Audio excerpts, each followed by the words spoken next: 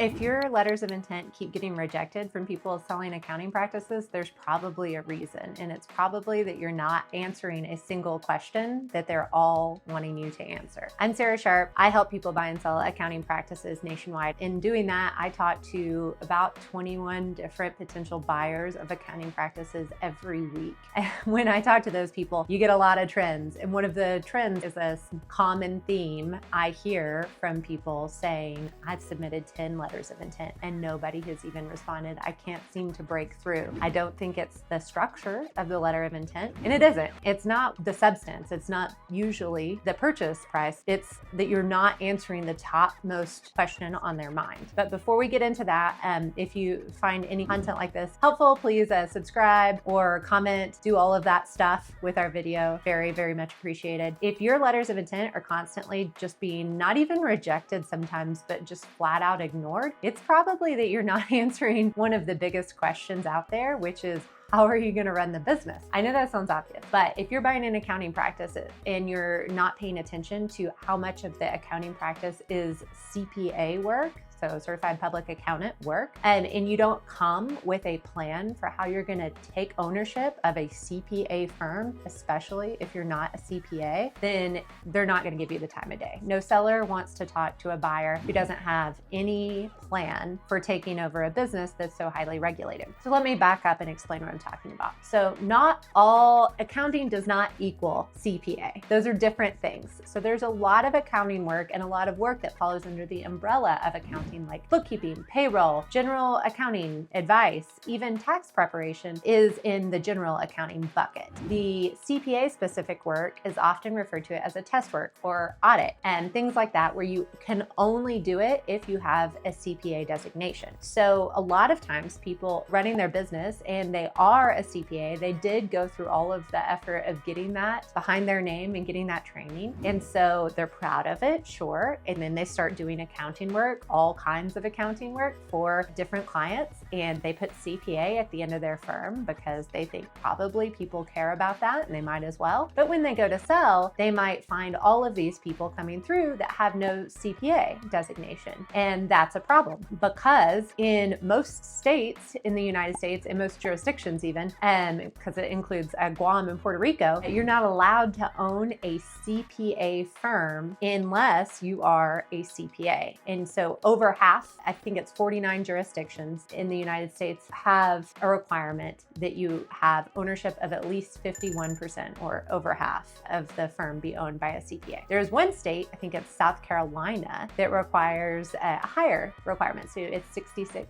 and 2/3% has to be owned by CPAs to run a CPA firm. So kind of like running a medical practice or any other highly regulated space, a regular Joe Schmo can't go in and own that business. Is this just dead to you then? You can't buy an accounting practice, so there's no reason in even proceeding, and that's, you've been beating your head against the wall this whole time? No, there's a lot of firms out there that are designated to be CPA firms, but they don't really need to be because they don't do any audit or a test work. So when that happens, we just go through and restructure the seller firm to make it clear that it's not a CPA firm under the auspices of that regulatory body in the state. It's a general accounting firm. And general accounting firms can be run by all kinds of people, any kind of people. So you got to have a plan. You got to know, if you're not a CPA and you're looking to buy a target, how much work do they do that is CPA specific or a test work? If it's a lot, then that's probably not the target for you. If it's just a little, there's a lot of solutions. You can leave that client list with the seller and say, I only want your non-attest work and everything else you can keep, or I'm going to license with you to take. And that's the simplest solution for a smaller deal. But larger acquirers and big companies that are doing a lot of rolling up, they take a more complex approach and they do what is often referred to as an alternative practice structure. So they'll roll in with an APS and say, I'm going to spin up small LLC that is going to be owned for sure 51% by a CPA, and every bit of audit or a test work is going to go into that LLC. Everything else goes into the general business. That LLC and I are going to have a license agreement where I basically siphon out all the profits. There have been really similar things done in the dental industry as well over the years when all of those were being rolled up in the 90s and early aughts. So it's a well-trodden path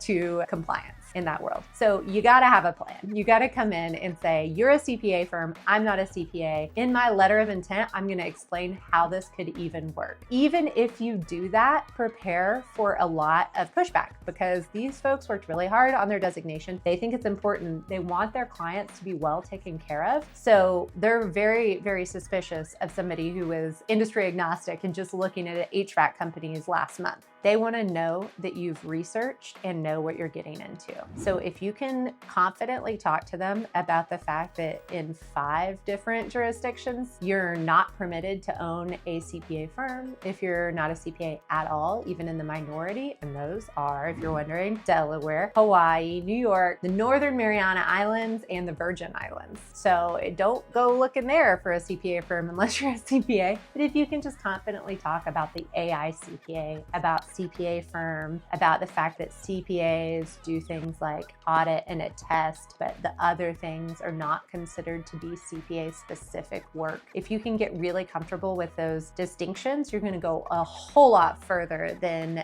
going to a meeting with a seller and having them ask, what's your plan? You can't own a firm. And you say, oh gosh, I didn't realize that. So that's number one. The question that is on everyone's mind with they're a CPA and they're looking at a letter of intent, they're going right to the signature page and they're seeing your designation. They're seeing you're not a CPA. What is your plan? Is it alternative practice structure? And it better not be, I'm going to hire a tax manager, because we hear that all day long. Let's just say hiring is hard. If you don't already have talent identified, it's going to be a very long row to hoe. And most of these sellers have gone through the process of trying to hire qualified talent and they are jaded. If that's your plan, they're going to be highly suspicious that that's not going to work out for you in the same way that it may not have worked out for them. Don't say, I'm going to hire a tax manager to do all your work because it's just easy widgets and any old accountant can do it. Don't say, I plan on offshoring it. Say, I recognize that you have CPA specific work. We're only interested in the general accounting work, and we're going to either leave that with you or come up with a different solution. And we have identified and already hired qualified talent, or I have partnered with somebody who has qualified to do this work and submit these tax filings, and we will take good care of your clients. Because at the end of the day, especially with the multiple that these are trading at in accounting, which is often not terribly different than what you would have made as a seller if you had just kept working for 2.5 more years. Since they're trading at that whole pretty near just continuing to work multiple, usually the sellers are selling for one reason, and that reason is because they want to take care of their clients. So if you aren't coming through with a letter of intent that explains how you're going to take care of their clients on its face, you're not going to get through the door. If you found this valuable, please